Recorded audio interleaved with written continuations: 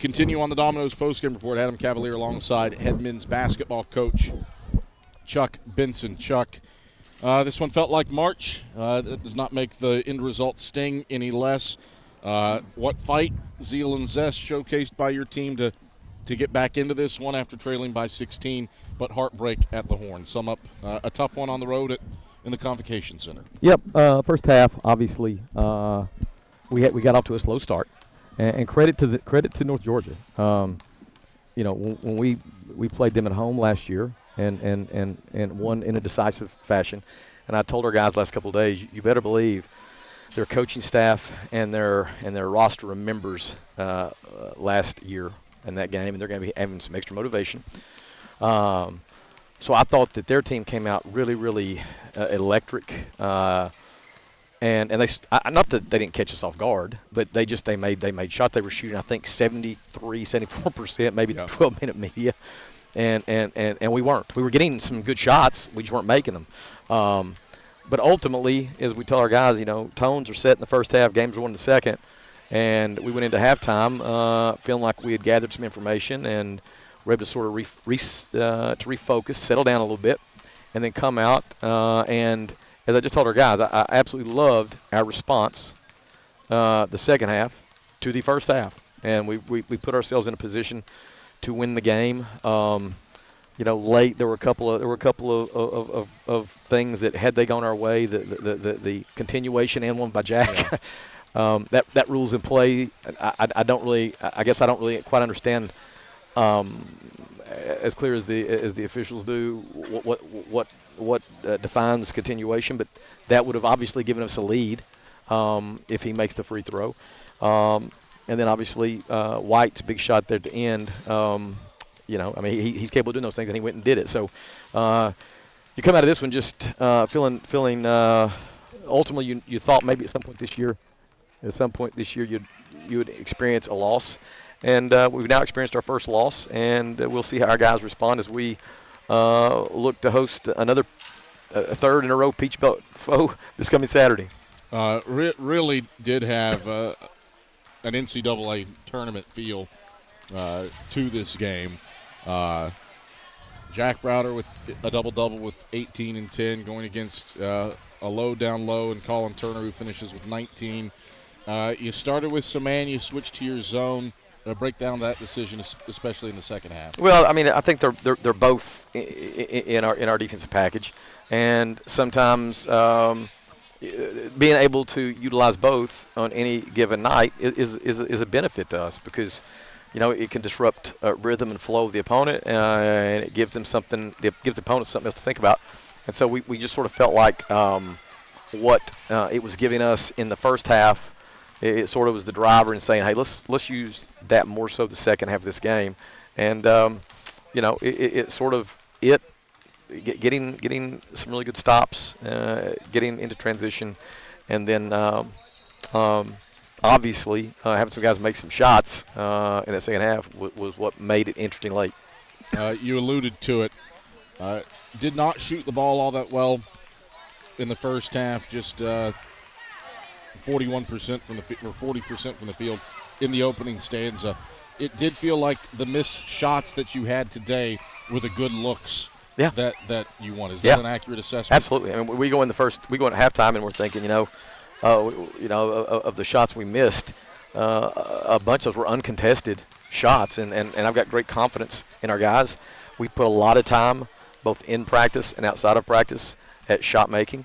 And we told them at half, hey, man, we're getting good shots. Keep shooting them. We know you intend on making them. They're coming within the flow of our offense. And, we found that the second half, they fell more efficiently, especially from beyond the arc. Matt Bilbray, career high 8 assists. What did you see from him running the point against some of the best from the Peach Belt? Yeah, I wouldn't trade my point guard for nobody, man. I mean that wholeheartedly. I think he is an elite basketball player.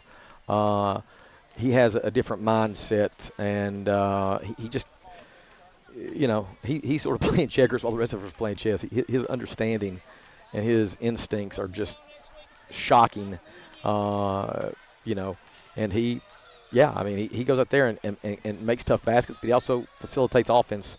He gets in that paint and creates rotation, and his vision and timing on passes is impeccable. So I'm just so glad we've got him, just a sophomore, and I know he's going to continue to bring value to us.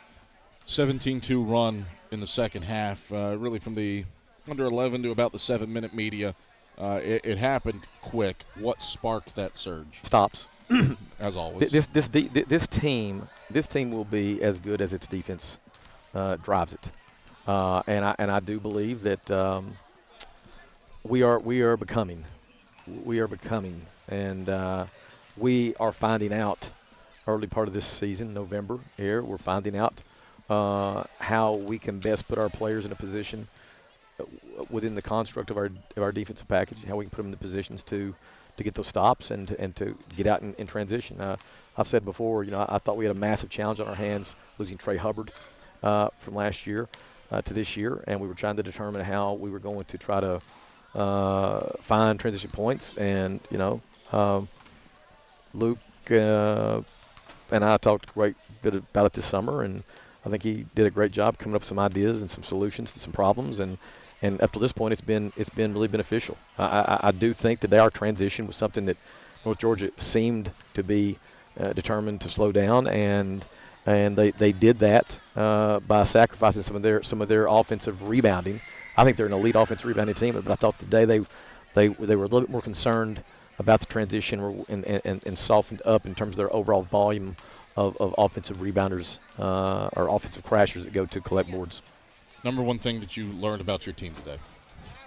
It's really more confirmation. Now I'm going to go back to a scrimmage that we had against a really, really good Division II opponent, and I had said what I learned about our team that day is that they had enough resiliency to bounce back when things were sort of not going their way in the second half, and I saw that and I thought, man, if that's a real thing, then it'll show itself again. And today we go in down 11 at the half and come back out and become more stingy defensively.